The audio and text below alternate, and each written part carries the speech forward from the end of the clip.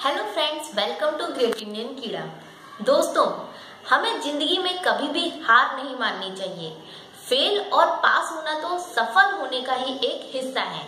अगर हम किसी काम में बार बार फेल हो रहे हैं तो हमें निराश होने की बिल्कुल भी जरूरत नहीं है, क्योंकि फेल होना तो सफल होने का ही एक हिस्सा है, एक सीढ़ी है, एक माध्यम है सफल होने का।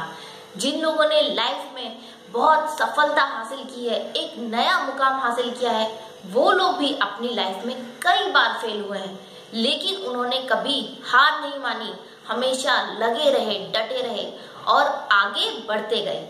आज हम अपने इस वीडियो में दो दोस्तों की कहानी सुनाएंगे जिन्होंने लाइफ में कई सारी मुश्किलों का सामना किया, कई सारी चुनौतियों का सामना किया और एक ऐसा मुकाम हासिल किया जिसे आज पूरी दुनिया में घर घर में जाना जाता है। तो दोस्तों, आज हम अपनी कहानी सुनाएंगे दो दोस्तों की जिनके नाम है जैन कॉम और ब्रायन एक्टन। ये दोनों साथ में याहू कंपनी में काम करते थे। इन्होंने लगभग 10 साल तक याहू में काम किया और करीब $4 लाख की सेविंग के बाद उन्होंने जॉब छोड़ दी और छुट्टियां बिताने बाहर चले गए। जब ये छुट्टियां बिताकर वापस आए तो इन दोनों ने फिर से जॉब ढूंढनी शुरू की। इन्होंने ट्विटर में अप्लाई किया, जहां पर ये रिजेक्ट हो गए। फिर इन्होंने फेसबुक में अप्लाई किया, यहाँ पर भी ये रिजेक्ट हो गए। हाँ दोस्तों, फेसबुक, वही कंपनी जिसे हम लोग रोज इस्तेमाल करते हैं, वही फेसबुक। फेसबुक वर्ल्ड की सबसे बड़ी टेक्नोलॉजी कंपनी में से एक कंपनी है और इसमें काम करना कितनी बड़ी बात है। और सोचिए, उसमें इंटरव्यू देने के बाद रिजेक्ट होना कितनी दुख की बात है, कितना बुरा लगा होगा इन दोनों को, ये हम समझ सकते हैं। उन्हीं दिनों जैन कॉम ने एक एप्पल का आईफोन खरीदा जिसमें कुछ ऐप थी। इन ऐप को देख करके उनके दिमाग में एक आइडिया आया कि क्यों ना हम लोग भी कोई ऐप बनाएं और इस ऐप को बना करके अपना बिजनेस शुरू करें। उन्होंने ये आइडिया अपने दोस्त के साथ शेयर किया। दोनों ने मिलकर के इस ऐप को बनाने पर फरवरी 2009 में काम शुरू कर दिया। इसकी कोडिंग शुरू कर दी और ये ऐप बनाने लगे। लेकिन उस ऐप में कई सारी दिक्कतें आई। वो ऐप एक पॉइंट पर आकर के रुक जाती थी, आगे नहीं बढ़ती थी और धीरे धीरे इन लोगों के पैसे भी खत्म होने लगे थे। फिर इन लोगों ने सोचा कि क्यों ना ये काम यहीं छोड़ करके जॉब ढूंढी जाए। लेकिन फिर इन्होंने हिम्मत नहीं हारी और अपने कुछ दोस्तों को बुलाया, उन्हें अपनी इस ऐप के बारे में बताया, उसमें आने वाली प्रॉब्लम के बारे में बताया। सभी दोस्तों ने मिलकर लगभग $2.5 लाख इकट्ठे किए और इनको दे दिए। इन पैसों की मदद से, इन डॉलर की मदद से इन्होंने अपना काम फिर से शुरू किया, ऐप की कोडिंग फिर से शुरू की और उसमें जो दिक्कतें आ रही थी, जो मुश्किलें आ रही थी, उनको दूर किया।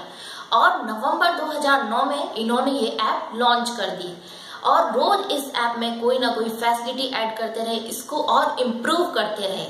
और 2013 आते आते पूरे दुनिया भर में 60 करोड़ से भी ज्यादा लोग इस ऐप का इस्तेमाल कर रहे थे।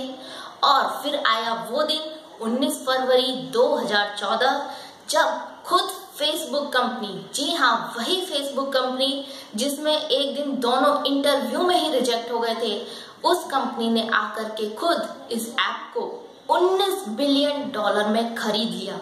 $19 बिलियन मतलब समझ रहे हैं दोस्तों, इंडियन करेंसी में 10 करोड़ नहीं, 1 अरब नहीं, 10 अरब नहीं, पूरे 10 खरब रुपए में ये ऐप फेसबुक ने खरीद ली। इस ऐप का नाम है व्हाट्सएप। जी हाँ, जिसे हम सभी लोग इस्तेमाल करते हैं रोज, हम सब अच्छी तरह से वाकिफ हैं व्हाट्सएप से। और आज दुनिया में करीब 120 करोड़ से भी ज्यादा लोग इस ऐप का इस्तेमाल कर रहे हैं।